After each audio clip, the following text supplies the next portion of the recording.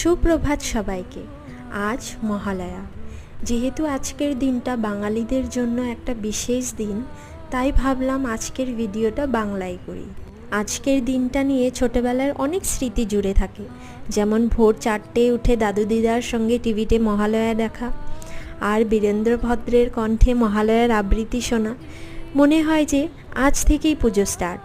কিন্তু বড় হয়ে পড়াশুনোর জন্য বাড়ি থেকে বের হয়ে আসার পর এসব যেন শুধু মনের এক কোণে থাকা স্মৃতি রয়েই গেছে। তাই আজ ভাবলাম শুধু শুধু ছেলেবেলার স্মৃতিগুলোকে মনে করে মন খারাপ করব কেন, বড়বেলার কিছু স্মৃতি গুটিয়ে নেওয়া যাক। এই ভাবনা রেখেই আজকের এই ভিডিওটা বানিয়েছি। দৈনন্দিন জীবনের বহুত কিছু ঘটনাই আমরা হারিয়ে ফেলি, কিন্তু আজ আমি প্রত্যেকটা ঘটনাকে মনে ধরে রেখেছি। আশা করি তোমাদের এই ভিডিওটা ভালো লাগবে। ভালো লাগলে কমেন্টে জানিও কিন্তু। আজ